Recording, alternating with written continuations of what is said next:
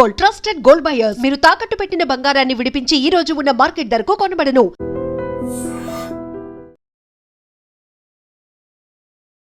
ఆ రోజు డాబా కడతారంటే వద్దు వద్దు రేకులు వేసుకున్నా అని చెప్పి వెళ్ళిపోయాను నేను.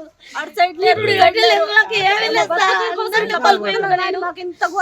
అందరినీ కోల్పోయాను సార్. ఇప్పుడు ఉన్నది ఇది ఒకటే నాకు ఆధారం. 5 సంవత్సరాలు చెప్పింది పిల్లలు ఈయన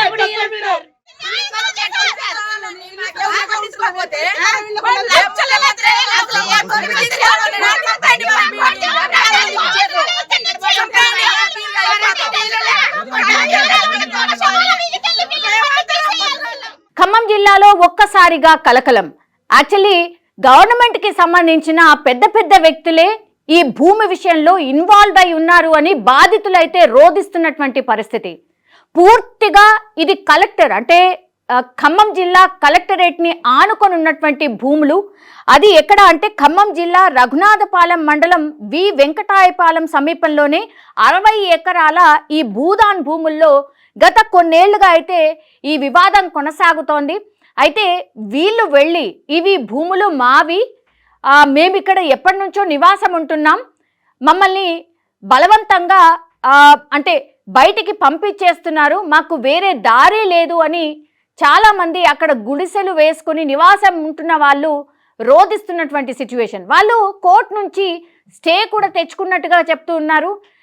అసలు ఆ భూముల జోలికి వెళ్ళొద్దు, అది వాళ్ళ భూములే, వాళ్ళనే ఉండనివ్వండి అని స్టే తెచ్చుకున్నప్పటికీ కూడా ఇప్పుడు పూర్తి స్థాయిలో గవర్నమెంట్ బుల్డోజ్ చేసే ప్రయత్నం చేస్తుంది అని బాధితులైతే ఆరోపిస్తున్న సిచ్యువేషన్ అయితే కనిపిస్తోంది. ప్రభుత్వ భూమిని స్వాధీనపరచుకోవాలని కోర్టు ఉత్తర్వులు రావడంతో అధికారులు రంగంలోకి దిగారు అన్నటువంటి మాట చెప్తున్నారు. కానీ బాధితులు మాత్రము లేదు, ఇక్కడ స్టే విధించింది, అసలు ఈ జాగాని ముట్టుకోవడానికే లేదు, మమ్మల్ని బలవంతంగా రోడ్డున పడేస్తున్నారు అని అక్కడ రోధిస్తున్నటువంటి సిచ్యువేషన్ అయితే కనిపిస్తోంది. సుమారు 600 మంది అక్కడ నివాసం ఉంటున్నారు.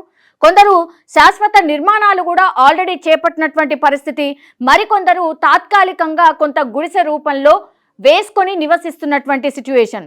ఈ రోజు ఉదయం నుంచి అధికార యంత్రాంగం పూర్తిగా పోలీస్ వ్యవస్థ అనుకోండి, రెవెన్యూ వ్యవస్థ అనుకోండి, బుల్డోజర్లు అనుకోండి, ఇవన్నీ ఒకేసారి ఈ భూదాన్ భూముల లోపలికి వెళ్ళి ఇప్పుడు ఎక్కడైతే ఈ 600 మంది నివాసం ఉంటున్నారో వాటన్నిటినీ కూడా ఖాళీ చేయించే ప్రయత్నం అయితే ఒకటి జరుగుతోంది. ప్రధానంగా వాళ్ళు ఆరోపిస్తున్నది ఒకటే, కోర్టు చెప్పినప్పటికీ కూడా మా మీద బుల్డోజ్ చేస్తున్నారు, కావాలనే దీని మీద పెద్ద నాయకులు కన్నేశారు, అందుకనే మమ్మల్ని ఇక్కడి నుంచి వెలగొట్టే ప్రయత్నం జరుగుతోంది అని బాధితులు ఆరోపిస్తున్న పరిస్థితి. అట్లాగే ప్రతిపక్షాలు కూడా ఇదే ఆరోపణ చేస్తూ ఉన్నారు. మరి ఇక్కడ ఏం జరుగుతుంది ఏంటి అనేది కూడా పూర్తి స్థాయిలో ఎంక్వైరీ జరగాలి అని ఒకటి. చాలా మంది ప్రతిపక్ష నాయకులు అక్కడ ఖమ్మంకి వెళ్ళడానికి ప్రయత్నం జరుగుతోంది.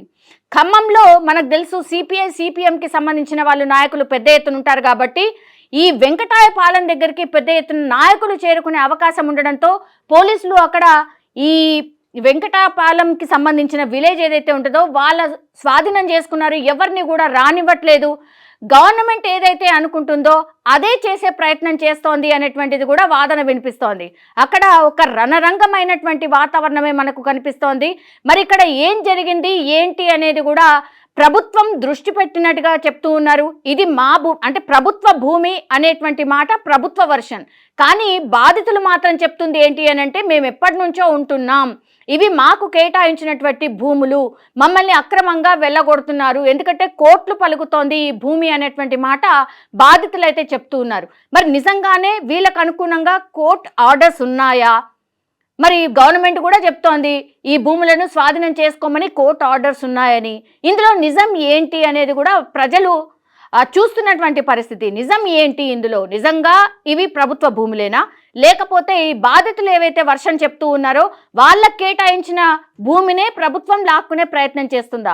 ఇది నెగ్గు తేలాల్సిన అవసరం అయితే కనిపిస్తోంది. కానీ ఒక్కసారిగా ఖమ్మం జిల్లాలో ఒక రకంగా వెంకటాయపాలెం చుట్టుపక్కల మనకు 144 సెక్షనే కాదు, ఒక స్పెషల్ జోన్గా ఏర్పాటు చేసుకొని ఆ బాధితులందరినీ కూడా బయటికి పంపించే ప్రక్రియ అయితే ఒకటి కొనసాగుతోంది. కానీ ఏం జరుగుతుందో ఏంటో అనేటువంటి ముందు జాగ్రత్త చర్యల్లో భాగంగా పోలీసులు అయితే పూర్తిగా ఆ ప్రదేశాన్ని తమ ఆధీనంలోకి తీసుకున్నారు, ఎవరిని కూడా లోపలికి అలౌ చేయట్లేదు. ఇది అక్కడ ఉన్నటువంటి యాజ్ ఆఫ్ నౌ సిచ్యువేషన్.